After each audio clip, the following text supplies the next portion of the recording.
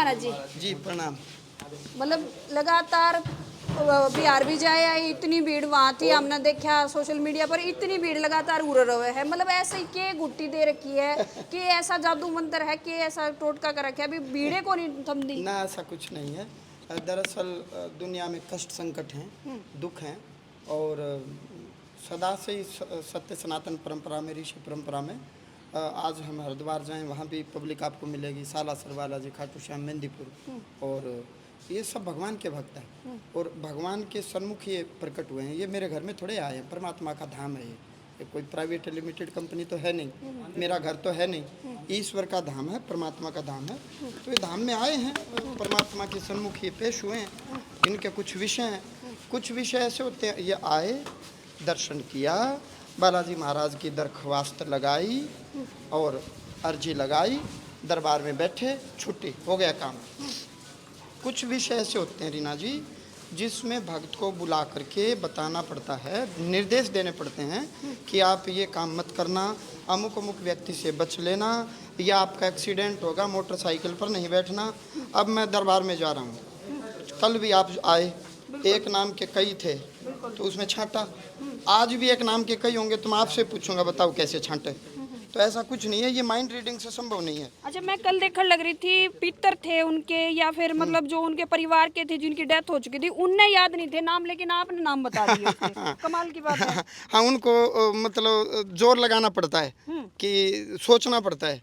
अब क्योंकि सनातन धर्म में कुल की परंपरा, वैश्य कुल में जैसे अग्रसेन के कुल में जो अग्रवाल होते हैं, उनके तो कईयों के हमने देखा है, वृक्ष वृक्ष बोले तो परदादा, फिर उसके बाद पीढ़ी, वंशावली कह सकते हो आप। क्षत्रिय कुल में भी या बहुतों के कुल में ऐसा नहीं है, मैंने देखा है कि जी हमारे यहाँ वंशावली है वट वृक्ष की भांति। और कईयों को पता ही नहीं, जान करके हैरानी होगी, दादी का नाम भी नहीं पता, ग्रैंड मदर, नानी का भी नहीं पता। देखो जुल्म हो गया, लोगों को अपने वंश के बारे में पता ही नहीं, इतिहास के बारे में पता ही नहीं। और फिर वो लोग है में, फेसबुक, यूट्यूब पर कमेंट करते हैं, मतलब ढोंग है, पाखंड है, आडंबर है। पितरदोष ने लेके मैं पहले भी, कल भी बात हुई थी, अभी जो है श्राद्ध गए हैं, कई लोग जो हैं पितरदोष के निवारण खातर फिरन लग रहे हैं, उन्हें यही नहीं पता भी पितर आप बन कौन से गए, कौन आप हमारे पितर हैं, कौन नहीं है। मतलब अड़चन सी है लोगों के मन में, समझ ही नहीं आने लग रहा है उन्हें पितर देखो, हैं कौन। पितृ शास्त्र की यदि बात करें तो भगवान राम का उदाहरण लेते हैं सबसे बड़ा। भगवान राम ने गया में रामशिला पर अपने पिता महाराज दशरथ के पिंडदान करवाए, क्योंकि दशरथ उनका पितर है। 10,000 वर्ष पर्यंता राज की ने श्री लक्ष्मीकंता, 10,000 वर्ष तक राम जी ने शासन किया। दशरथ जी आए, 1,000 वर्ष दशरथ जी ने राम जी को अपनी तरफ से आशीर्वाद दिया, क्योंकि वो उनके पितर थे। पिता में भीष्म ने अपने पिता महाराज शांतनु के पिंडदान कराए, भीम ने अपने पिता महाराज पांडु के पिंडदान कराए, सीता कुंड या दशरथ कुंड में सीता जी ने अपने ससुर के कराए, बालू का पिंड दिया। अब कोई हरियाणा में तो क्या कहावत है जी, जिसके बच्चे नहीं उनको औत बोलते हैं। वो चाहे लड़की हो चाहे लड़का हो, शादी हुई या नहीं हुई, कुल मिलाकर के वंशवृद्धि नहीं हुई। हम क्या करते हैं, किसी पुच्छा वाला के पास जाते हैं, वो सीधा गर्दन घुमा के बोला जी पितर है जी, क्या करें जी, स्थान बना दो जी। अरे स्थान तो इतना बड़ा घर रहा, इतने कमरे रहे, मैं वही तो कह रहा हूँ, इतना बड़ा घर द्वार, दरवाजे, साल, बैठक, जो हम गांव देहात में बोलते हैं, इतना बड़े बड़े दरवाजे, इतने इतने बड़े घेर हैं, प्लॉट हैं, चौपाड़ हैं बड़ी बड़ी, तो जुल्म हो गया, 2 ईंट दर की उसमें सिर भी को आवन।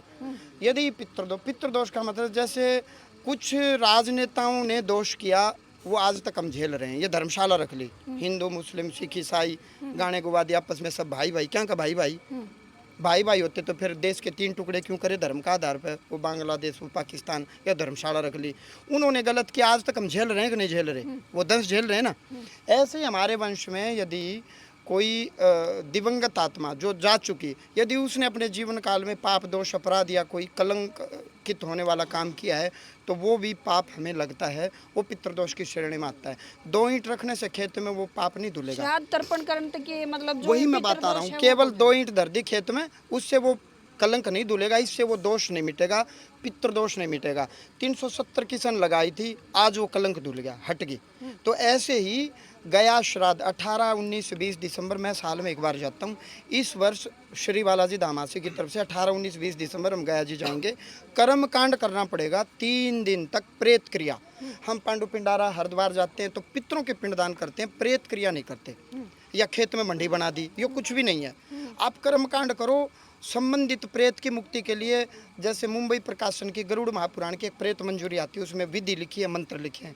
वो विधि और मंत्र जैसे ही करेंगे, ये प्रेत हैं, आते हैं कईयों के, मैं नाम बताता हूँ, अमुक अमुक प्रेत है। देवता तो इक्के दुक्के आते हैं, जो आते हैं उनमें बल नहीं होता। बल इसलिए नहीं होता क्योंकि हम संबंधित पाठ पूजा नहीं करते, उनको भोजन राशन पानी नहीं मिलता। भगवान को स्वामणियाँ लगाते हैं, भगवान को बड़े बड़े भोग प्रसाद चढ़ाते हैं। आप समझो, सुबह शाम आरती करते हैं, हवन यज्ञ करते हैं। पितरों के लिए क्या करते हैं? कुछ नहीं, नथिंग एल्स। तो गया में हम जाएंगे 18, 19, 20 दिसंबर। दर्शन के लिए नहीं जा रहे तीर्थ पर, कर्म कांड के लिए जा रहे हैं। जिनको लगता है हमारे घर में पितृदोष है, वो श्री बालाजी धामासी में आप संपर्क करें। रजिस्ट्रेशन वगैरह होगा क्या? बिल्कुल रजिस्ट्रेशन होगा, सुबह से शाम तक पाठ पूजा होगी। उसके जो सामान की जो दक्षिणा होगी वो ही देंगे, मैं नहीं दूंगा। मेरी कोई दक्षिणा नहीं है। जो पंडित जी वहीं के पंडित करवाते हैं वो करवाएंगे, उनकी दक्षिणा भी यही देंगे। मैं क्यों जा रहा हूँ कि काम नियम विधि विधान से हो, एक बात। और दूसरा भाई सनातन धर्म में कई बार वो है कि जी मैं गरीब हूँ, ये है, पंडित जी चाहते हैं जी 2 पैसे फालतू मिल जाएं तो काम संतुलित व्यवहारिक हो जाए, इसलिए मैं जा रहा हूँ। और नियम विधि विधान से हो जाए।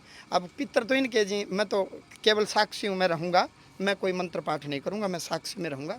इनके जो प्रेत आत्मा है वो संग चलें, वो प्रेत कार्य और उसके उपरांत पितृ कार्य। 3 दिन सुबह से शाम तक केवल और केवल कर्मकांड चलेगा, पाठ पूजा चलेगी। गया श्राद्ध 18 महापुराणों में, कहीं ना गरुड़ महापुराण में, ब्रह्म वैवर्त पुराण में, विष्णु पुराण में इनका जिक्र है। गया श्राद्ध का 21 या 51 पीढ़ियों में कोई दिवंगत आत्मा, मृतक आत्मा भगवान के दरबार में जाकर के रोती है कि मेरे वंश में भी कोई ऐसी आत्मा भेजो जो गया में जाकर के हमारे लिए पिंडदान करे, श्राद्ध करे, तर्पण करे। जैसे ही हम वो कर्म कांड करेंगे, निसंदेह पितृदोष हट जाएगा। फिर कोई ईंट रखने की जरूरत नहीं है, सारा घर उनका है।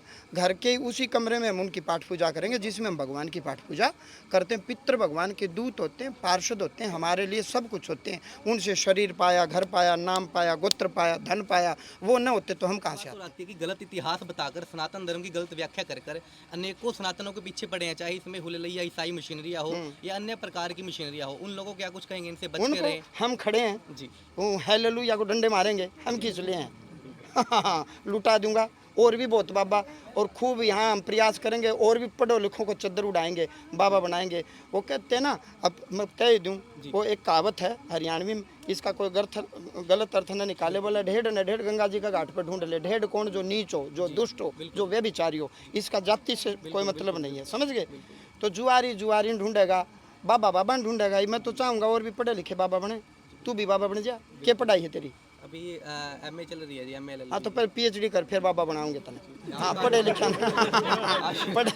लिखों को बाबा बनाएंगे। मैं तो चाह रहा हूँ भाई सारे बाबा बने हैं जी सनातन धर्म के लिए। खूब पढ़े लिखे हैं। आजकल कोई चिलमबाज, कोई चिमटाबाज, कोई धरती में चले गए, कोई खड़ा हो गया, कोई बटोड़े फूका है, अटबट खाम हैंड वैंड करने लाग रहे। यार कोई बात तो फालतू है। वेद पढ़ो, शास्त्र पढ़ो और माता पिता की सेवा करो। मेरे माँ बाप की छत्र छाया मुहाज में, परिवार की सहमति से हूँ। ये थोड़े मैं घर से अभाव में भाग्या हूँ या कुभाव में प्रभाव में। नीति नियम से चलो, लुटा देंगे आप, टेंशन मत लो। आप मीडिया हमारा साथ दे, मीडिया सनातन धर्म पर।